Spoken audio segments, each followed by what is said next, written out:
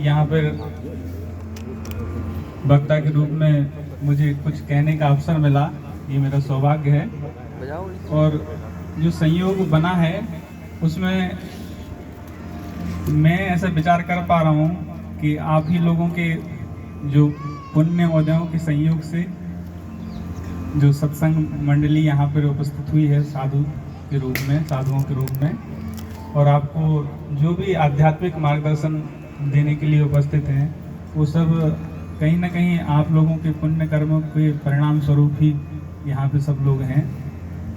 अभी जितने भी संतों ने आध्यात्मिक चर्चा के बारे में बताया है, उसमें मूल रूप से एक ही चीज़ समझ में आई है और बार बार उन्होंने जोर दिया है कि परमात्मा हमारे अंदर ही विद्यमान है। तो साधारणतः विचार करने योग्य बात ये है कि फिर हम उसको ढूंढ क्यों नहीं रहे हैं, जब बार बार ये कह रहे हैं कि परमात्मा हमारे अंदर है, आत्मा हमारे अंदर है। शास्त्र भी यही कह रहे हैं, गीता जी में आया है, ईश्वरा सर्वभूतानां हृदय देशो तिष्ठति 18वें अध्याय में। 15वें अध्याय में आया है, सर्वस्य चाहम हृदय सन्निविष्टो, सभी के हृदय में मैं उपस्थित हूँ। तो किस हृदय की बात हो रही है? ये जो मांस, हड्डी, रक्त ये बना है, ये हृदय? शायद आपने कभी विचार नहीं किया होगा। जब किसी शास्त्र में बोला जाता है कि आपके अंदर परमात्मा विद्यमान है, तो आपने विचार नहीं किया कि विद्यमान है मेरे अंदर कहाँ पे? हृदय में? किस हृदय में? हाड़ मांस वाले? नहीं। तो फिर कहाँ है? पैर में है, हाथ में है, सर में है, कहाँ है परमात्मा? कहाँ है? और बार बार कहे चले जा रहे हैं कि परमात्मा हमारे अंदर है। जब हमारे अंदर है तो हमारे 60, 70, 80 साल के जीवन में उसके संबंध में कोई अनुभूति तो होनी चाहिए कि भाई परमात्मा कहाँ है। तो आप में इतने बुजुर्ग लोग बैठे हुए हैं, कोई 60, 70 के आसपास तो सभी लोग होंगे। तो 60, 70 साल में हमारे अंदर कोई चीज विद्यमान है, उसकी हमें कोई अनुभूति नहीं है। हमारे अंदर हृदय है, धड़कता है, अनुभव होता है। मस्तिष्क से विचार आते हैं, अनुभव होता है। रक्त है, चोट लग जाती है, बाहर निकलता है, अनुभव होता है। लेकिन बार बार संत कह रहे हैं, शास्त्र कह रहे हैं, हम पढ़ भी रहे हैं, दोहरा भी रहे हैं, हमारे अंदर परमात्मा है, आत्मा है। कहाँ है? विचार किया, सुन लिया है परमात्मा, कहाँ है? विचार करो। हृदय देश में स्थित है। भगवान भी कह रहे हैं, मविवांसु जीव लोके जीवभूता सनातना मना षष्ठानि इंद्रियाणि प्रकृति स्थानी कर सके। मैं सभी जितने भी परमात्मा के अंश हैं, सब जितने भी जीव हैं, सभी मेरा अंश विद्वान है। तो अंश कहाँ है? हमारे शरीर में कहाँ है अंश? विचारणीय बात है। आध्यात्मिक का जो भी मार्ग है या व्यक्ति के सामान्य जीवन की जो भी उन्नति है, वो सिर्फ विचार पे निर्भर करती है। जब तक आप किसी भी मार्ग में रहें, आध्यात्मिक मार्ग में या सांसारिक मार्ग में या व्यवसायिक मार्ग में, जब तक आप विचार नहीं करेंगे, तब तक आपको सफलता प्राप्त हो ऐसा संभव नहीं है। क्योंकि कोई भी व्यवसाय आपको शुरू करना है तो आपको विचार करना पड़ेगा कि क्या किस किस चीज़ की आवश्यकता पड़ेगी, कहाँ दुकान खरीदनी है, क्या क्या चीज़ लानी है, कैसे ग्राहकों को प्रभावित करना है, सब चीज़ें देखनी पड़ेगी, विचार करना पड़ेगा। लेकिन परमात्मा के संबंध में हम विचार नहीं करते, पढ़ लेते हैं परमात्मा सब जगह है। कहाँ है? देखो, आपको अनुभूति है कोई परमात्मा की सब जगह है? कहते हैं सब जगह, पेड़ में है, सब जगह है, और जगह जीव जंतु, भैंस, कुत्ता। कहाँ? आपकी अनुभूति क्या है?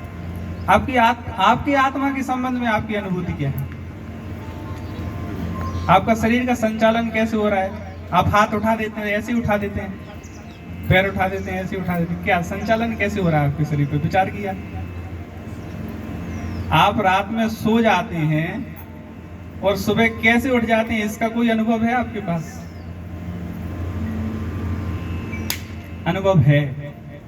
आत्मा का आपके पास अनुभव है। ऐसा कोई भी व्यक्ति, बच्चों को छोड़ के, जिनकी बुद्धि थोड़ी सी जागृत नहीं हुई है, उनको छोड़ के प्रत्येक व्यक्ति को आत्मा के संबंध में अनुभव है। कैसे है वो मैं स्पष्ट करता हूँ। व्यक्ति की सामान्य 4 अवस्था होती हैं, एक जागृत, एक स्वप्न, एक सुषुप्ति और एक समाधि। ये 4 अवस्थाएं। जागृत अवस्था आप सामान्य जानते हैं। जागृत हम उठते हैं, बैठते हैं, खाना खाते हैं, पीते हैं, गाड़ी चलाते हैं, ये सामान्य अवस्था, जागृत अवस्था, जगे हुए हैं। स्वप्न अवस्था से भी आप परिचित हैं। स्वप्न आते हैं विचार के रूप में। जब रात में बिस्तर पे जाके सो जाते हैं तो कुछ समय दिन भर की जो दिनचर्या रही है उससे संबंधित विचार आते जाते रहते हैं, सोचते रहते हैं कि आज ये किया, कल ये करना है, और फिर नींद आ जाती है, फिर पता नहीं चलता। तीसरी जो अवस्था है वो महत्वपूर्ण है, सुषुप्ति अवस्था। प्रत्येक व्यक्ति के जीवन में प्रतिदिन वो घटना घटित होती है। ऐसा कोई व्यक्ति नहीं है। कोई व्यक्ति सोता ना हो वो बात अलग है। अगर कोई व्यक्ति सो रहा है रात में तो कम से कम 3 से 4 घंटे की अवस्था उसकी सुषुप्ति अवस्था रहती है। सुषुप्ति अवस्था मतलब जब आपकी स्वप्न अवस्था खत्म हो गई, आपको होश कब तक रहता है? स्वप्न अवस्था तक, जब तक विचार आ रहे हैं आपके मस्तिष्क में, जब तक। फिर कब आप विचारों से उस सुषुप्ति अवस्था की गहराई में चले जाते हैं वो आपको पता नहीं है, होश नहीं है वहां पे। तो सुषुप्ति अवस्था में होता क्या है? सुषुप्ति अवस्था गहरी नींद जिसको बोलते हैं सामान्य गांव की भाषा में, गहरी नींद। आज तो बहुत गहरी नींद आई। तो गहरी नींद में होता क्या है? आपको अपने शरीर का भान रहता है क्या? बताइए, रहता है क्या शरीर का भान? विचार कोई, आप स्त्री हैं कि पुरुष हैं, ये विचार, आपके कितने बच्चे हैं, ये विचार, आपकी शादी हुई कि नहीं, ये विचार, सुषुप्ति अवस्था। फिर आप तो ये अवस्था तो मुर्दा से नहीं मिलती। आप विचार करिए, मुर्दा से नहीं मिलती। मुर्दा को क्या पता रहता है कि मेरा विवाह हुआ कि नहीं हुआ, मेरे बच्चे हैं कि नहीं है, कि कितने बच्चे हैं, कि क्या व्यवसाय है मेरा, कौन सा गांव है, मैं स्त्रियों के, पुरुषों के, बालकों के, लड़कियों का कोई अनुभव नहीं है। सुषुप्ति अवस्था ना मुर्दे को अनुभव है। तो ये दोनों अवस्थाएं तो मैच कर रही हैं।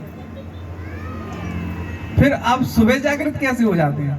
और सुबह जब जागृत होने के बाद आप जब ये कहते हैं कि आज मुझे रात्रि में बहुत गहरी नींद आई, तो ये जानने वाला कौन है कि गहरी नींद आई?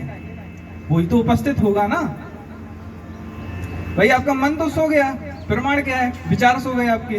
मन मतलब विचार, विचार सो गए हैं, इसका मतलब मन सो गया है। तो मन तो आपका खत्म हो गया, मन नहीं है वहां पे। तो जो आपको गहरी निद्रा का जो अनुभव हुआ है, वो अवस्था का अनुभव होता है, वो किसको होता है? हम अपनी सामान्य जीवन की छोटी छोटी घटनाओं पर ध्यान नहीं देते हैं। मैंने सिर्फ ये बताना चाह रहा हूँ कि जो संतों ने प्रवचन दिया हुआ है पूर्व में, वो जिस आत्मा और जिस परमात्मा के संबंध में आपसे बातें कर रहे हैं कि आपके अंदर ही उपस्थित है, आपके अंदर ही उपस्थित है। आपसे प्रश्न किया कि उस परमात्मा और उस आत्मा के संबंध में कोई अनुभूति है कि नहीं है, तो आप कहेंगे नहीं है। तो फिर आपको प्रश्न करना चाहिए महात्माओं से, संतों से कि हमें मार्ग दिखाइए। वही जो जब आप कह रहे हैं हमारे शरीर में है, तो शरीर के हमारे इतनी नज़दीक चीज़ है। जैसे आप डॉक्टर से पूछें कि हमारा लीवर कहाँ है, तो वो आपको अल्ट्रासाउंड करके दिखा देगा कि ये आपका लीवर है।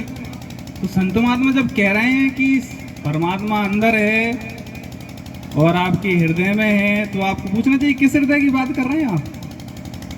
ये वाले, ये तो दिखता है आजकल सर्जरी में दिखता है, बाहर हृदय का ऑपरेशन होगा तो दिखेगा उसमें, तो उसमें तो परमात्मा की कोई झलक नहीं दिखती हमें। तो जो सुषुप्ति अवस्था है, जिसमें हम गहरी निद्रा में चले जाते हैं, जिसमें हमारे सारे विचार शांत हो जाते हैं, ना उसमें हमें ये ध्यान रहता है कि हम कौन है, कहाँ सो रहे हैं, ये भी ध्यान नहीं रहता। अच्छा, बच्चे की जो सुषुप्ति अवस्था है वो ज़्यादा होती है, उस तो लगभग 5 से 6 घंटे या 7-8 घंटे भी होती है। बचपन का लगभग सभी लोगों का अनुभव है कि कोई कहीं सोता था दादाजी के पास, फिर माँ उठा के ले गई, सुबह उठे, नींद खुली तो माँ के पास बैठे, सो रहे हैं माँ के पास। तो रात में पता नहीं चलता था माँ कब उठा के ले गई और कब हमें अपने पास सुला लिया। अच्छा, और गहरा चिंतन करें, मेरी बात समझ में तो आ रही है ना?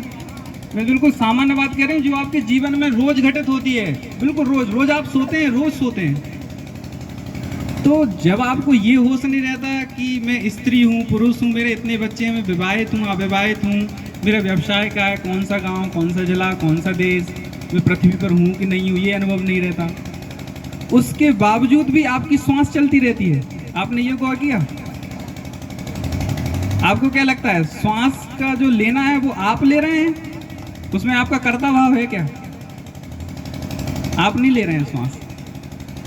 कभी आपने नहीं दिया, अनुभव नहीं किया, ना ध्यान ही नहीं देते। 50-60 साल हो गई है हमारी, हम ध्यान नहीं देते कि श्वास हमारी, हम नहीं चला रहे हैं, और काम हम करते हैं, खाना खाना, बैठना उठना, लेकिन श्वास के संबंध में हमारा कोई नियंत्रण नहीं है।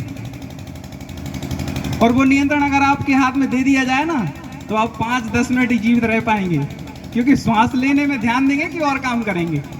गाड़ी चलाना है तो गाड़ी चलाने पे ध्यान दूं कि श्वास लेने पे ध्यान दूं, कि श्वास ले रहा हूँ कि छोड़ना है, लेना है, छोड़ना है। सुसुप्ति अवस्था में भी हमारी श्वास चलती रहती है, किसके माध्यम से?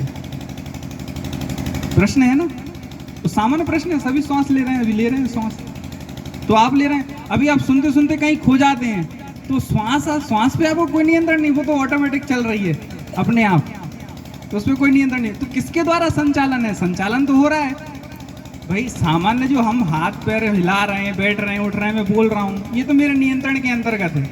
लेकिन श्वास का नियंत्रण, वो नियंत्रण किसके हाथ में है?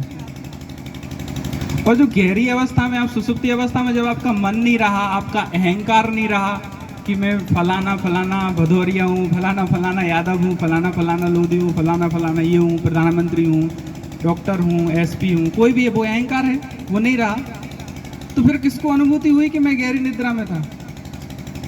वो आत्मा का अनुभव है। जो आपकी श्वास का संचालन है वो आपकी आत्मा के द्वारा ही संचालन है। आत्मा मतलब परमात्मा।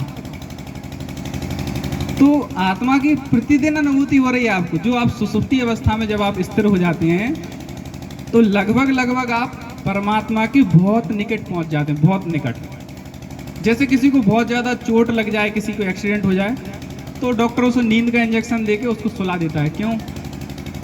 क्योंकि जब व्यक्ति गहरी निद्रा में होता है तो उसकी जो बॉडी रहती है वो अपने आप रिकवरी शुरू कर देती है, क्योंकि विचार है नहीं, मन है नहीं, कहीं भागदौड़ है नहीं, तो शरीर की पूरी संरचना, जो उसके घाव हुए हैं मन मानसिक स्तर पे या फिर शारीरिक स्तर पे, वो ऑटोमेटिक भरना शुरू हो जाते हैं। इसलिए डॉक्टर नींद का इंजेक्शन दे देता है। कोई बुखार भी हो ना सामान्य, उसमें भी उसको नींद की दवाई देता है कि अगर अच्छे से आराम करेगा तो अपने आप ठीक हो जाएगा।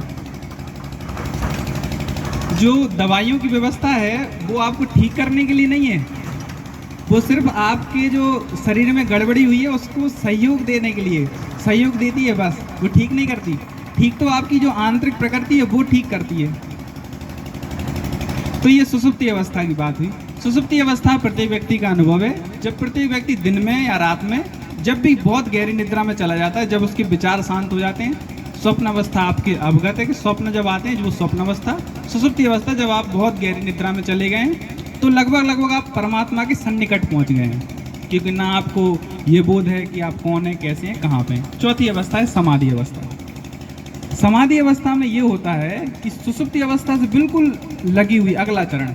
सुसुप्ति अवस्था में आपको ये ध्यान रहा कि मैंने नींद में जो गहरी अवस्था प्राप्त की, वो आपको सुबह जब जागृत होते हैं तब आपको पता चलता है। लेकिन समाधि अवस्था में जो अवस्था प्राप्त होती है, जब व्यक्ति ध्यान में रहता है तो वो जागृत रहता है। जो सुसुप्ति अवस्था उसके अंदर घटित तो होती है, लेकिन उसको पता रहता है कि ये मेरे अंदर घटित हो रहा है। समाधि में भी कोई भान नहीं रहता, न शरीर का भान रहता है, न ये भान रहता है कि मैं कहाँ हूँ, कैसा हूँ, वो परमात्मा में स्थिर हो गया। लेकिन वहाँ पे जो आत्मा और परमात्मा के रूप में जो साक्षी भाव में हमारे अंदर विद्यमान है, वो उपस्थित रहता है, उसमें हमारी स्थिति हो जाती है। बिल्कुल अगला चरण, जिसको सुसुप्ति अवस्था का थोड़ा क्या सबको अनुभव है, तो समाधि अवस्था उसके बिल्कुल आगे का चरण है। तो आत्मा के संबंध में आपके पास अनुभव है, आप अपने जीवन पे ध्यान ही नहीं देते।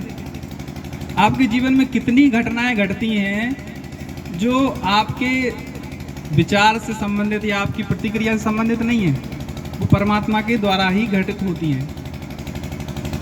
कई बार ऐसा अचानक से हो जाता है कि हम कुछ बोल दें, हो जाता है। अचानक से हो जाता है। कभी कभी ऐसा होता है, रात में जा रहे हैं और हमें पता नहीं है कि सांप है आगे, लेकिन लगता है मन में विचार आ गया, अरे ऐसा ना हो सांप हो, और हो सकता है वहाँ सांप हो, होता ही है वो ज़्यादातर पूर्व अनुमान हो। तो किसको पता चलता है? आपकी इंद्रियां तो इतनी सक्षम नहीं है। जानवरों की इंद्रियां बहुत ज़्यादा सक्षम, मतलब एक्टिव होती है मनुष्य की तुलना में। कुत्ता बहुत दूर की सुन लेगा, लेकिन मनुष्य को कभी कभी अनुभव होते हैं आत्मा के विषय में। तो आत्मा जो आपके अंदर है उसका आपके पास अनुभव है, और आपकी जो श्वास चल रही है वो उसी आत्मा और उसी परमात्मा के द्वारा ही संचालित है। तो आपके अंदर जो गुण हैं, प्रेम है, स्नेह है, मित्रता है, दया है, क्यों बार बार ये कहा जाता है कि दूसरों से प्रेम करो, अच्छे से बात करो? कारण क्या है? प्रत्येक व्यक्ति का अनुभव है कि किसी ने भी, कोई किसी से प्रेम से बात करे तो उसको भी अच्छा लगता है कि नहीं लगता है? या फिर किसी की कोई सहायता कर दे तो खुद में अंतःकरण में शांति मिलती है कि भाई सहायता कर दी। क्यों भाई, तुम्हारा उससे क्या लेने देना है? कोई अपरिचित व्यक्ति भी है, कोई कुछ सहायता की जरूरत है, वहाँ सहायता कर दी तो आंतरिक शांति खुद ही मिलती है। कारण क्या है? कारण ये है कि सामने में वाले व्यक्ति में जो आत्मा विद्यमान है वो ही आप में है, अलग थोड़ी है। आप उसको सुख दे रहे हैं तो वही सुख आपको मिल रहा है, आप उसको दुख दे तो आपको दुख मिलेगा। सामान्य सा नियम है, बिल्कुल सामान्य। जैसे आप दूसरे व्यक्ति को दुखी करोगे, तैसे ही आपको, आप कोई व्यक्ति ऐसा नहीं है कि किसी को दुखी करके कोई सुखी हो जाए, खुद सुखी हो जाए। आप क्रोध करके कभी सुखी नहीं हो सकते। ऐसा नहीं है कोई व्यक्ति के हंसे भी और क्रोध भी करे, ऐसा संभव हो पाएगा क्या? नहीं हो पाएगा। क्रोध करने में दूसरे को पीड़ा होगी, वही पीड़ा आपके अंदर, क्योंकि दूसरे वाले के अंदर के दूसरा थोड़ी विद्यमान है, उसके अंदर भी परमात्मा है, आपके अंदर भी परमात्मा है। तो परमात्मा आपके हृदय में ही विद्यमान है। आप उसको अपने सामान्य जीवन में विचार के रूप में उसको अवलोकन करें, छोटी छोटी क्रियाओं के रूप में, कि कैसे हमारे अंदर विद्यमान है। जो भी आप सब